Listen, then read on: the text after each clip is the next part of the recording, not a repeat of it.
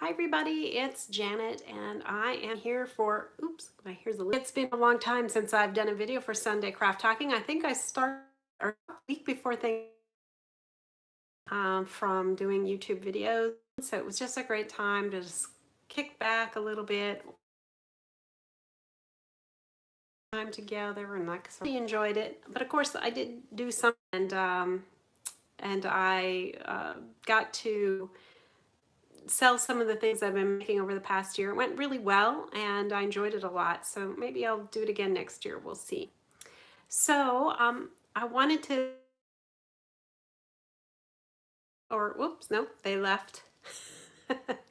That's all right. But anyway, I wanted to just say a couple things, and I see somebody's watching, but I'm going to continue with Sunday Craft Talking. I might try to do lives like this more regularly. I'm not sure. I don't really know what I'm doing with the lives.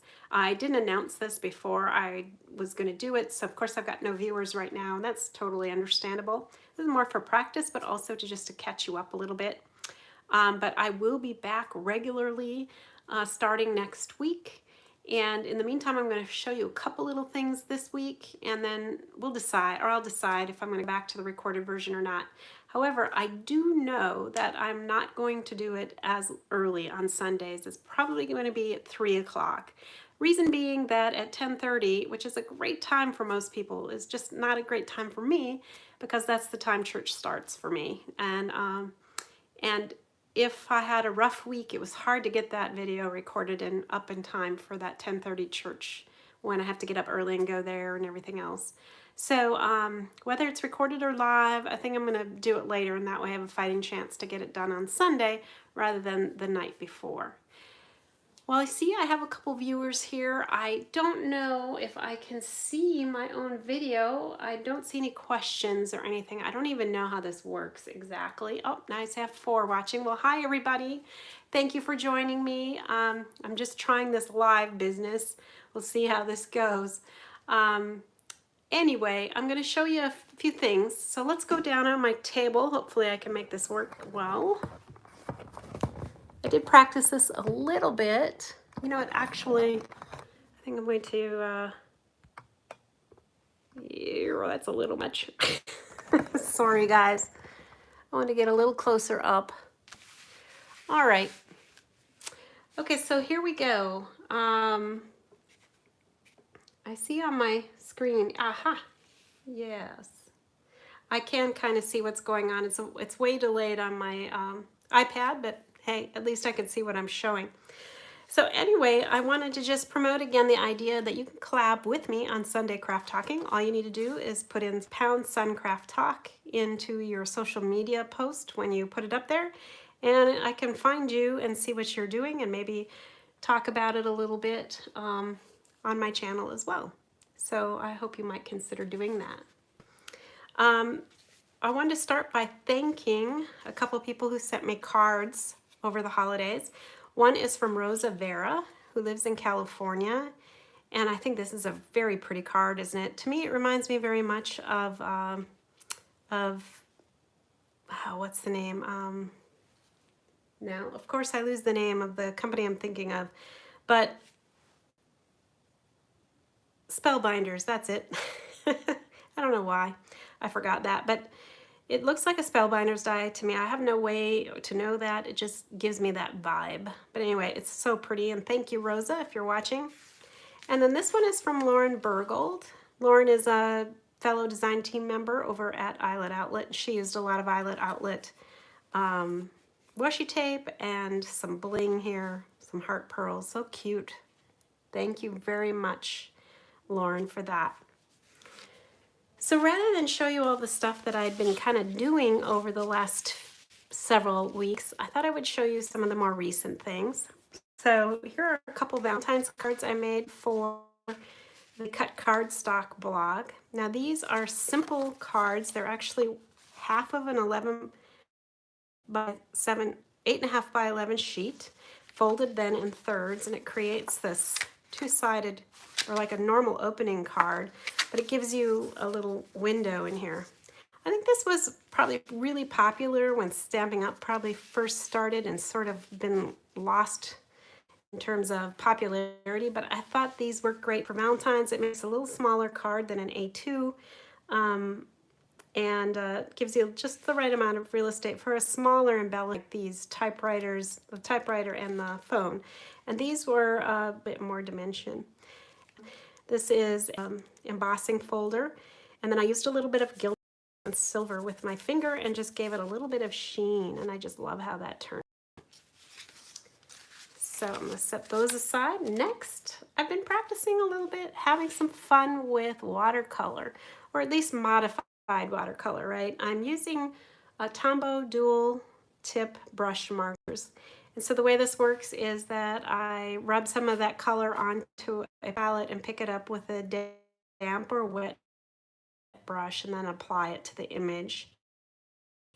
And then blend it as I can. And it's something I'm having fun with and learning. Here is another example of that, which I thought really turned out cute. This is a bookmark with those cute little snowmen on it. The snowmen are from Art Impressions. This, of course, if you've been around a while, you probably recognize that this is a house mouse stamp. This I just did for my own fun, not for any design team, and I really enjoyed that one. This one, I did not post this one on anywhere, but also I just really did this for fun and practice. And the nice thing about this is it's not even watercolor. This is just regular paper, a nice heavy paper, because this is a pre-made bookmark, but I was able to stamp and use the watercolor technique on it, and it worked really nicely. So by doing that with the markers, you can really use some different kinds of papers too, and not be relegated only to watercolor paper, which I think, of course, gives you a little more versatility.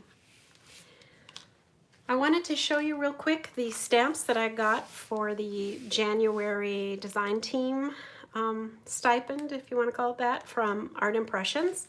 So first of all, I got this cute cubby. This is from their cubby line, and it's a bus with windows that cut out. There's dies that come with for all the shapes, all the little animals, and to cut out the windows. And then you can color and put this bus with the animals in it any way that you like. The images, as you can see here, sorry for the glare, they're pretty small, especially the little animals, so it doesn't take very much to color these up. And I thought that this would be a fun idea for a teacher thank you, as well as for birthday. Of course, it's geared for birthday the way it is right now. I would not put the cupcakes and the birthday cake in there for a teacher thank you card, but I might put some images of books or something like that in there, or maybe just leave it alone, I'm not sure. But I think it would make a great little thank you card for a teacher, especially obviously grade school teacher. I think they'd get a kick out of that. The next one I'm going to show is a Valentine's Day card, and this one is super cute. It's got an otter, a beaver, a porcupine, or you could say a hedgehog. I think you could say it's either one. And this cute little mouse with his balloon, super cute. I don't know if I'll be able to use this in time for Valentine's Day cards, but I may. So I just thought it would be good to add to my collection, if nothing else. Then I have this really cute Easter stamp. I'm already starting to think about Easter, of course, because we're always working ahead on the design teams. Oof, I'm sorry for that glare. That's a little better.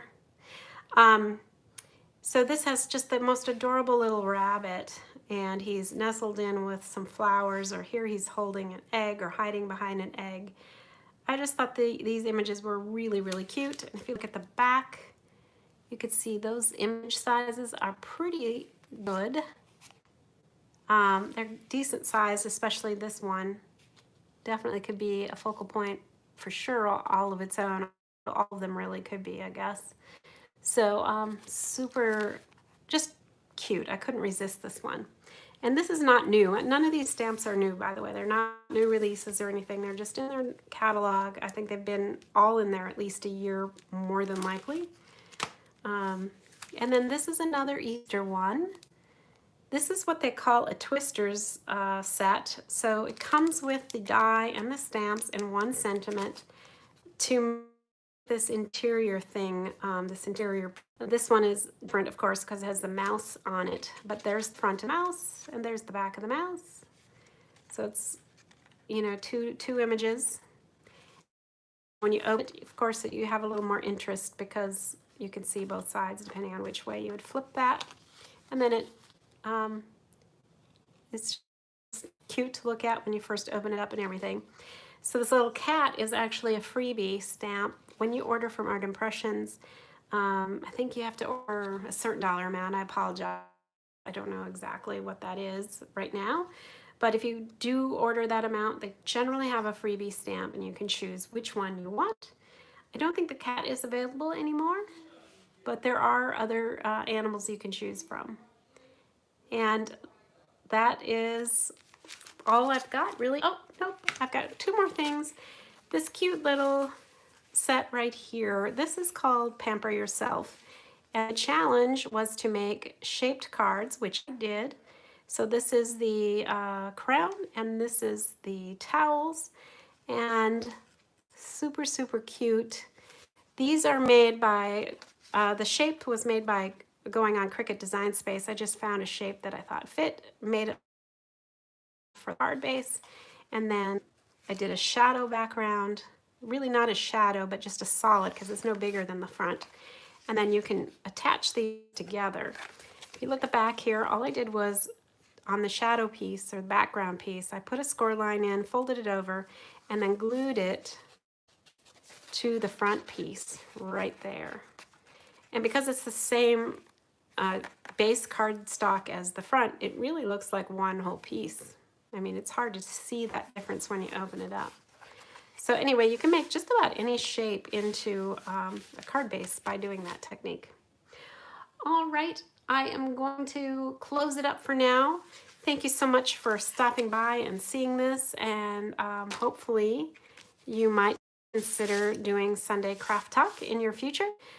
I'll be back again next week, probably at about 3, and maybe next time I will pre-record because I'm just not sure how great this is working. So thank you so much. I'll see you soon. Bye-bye.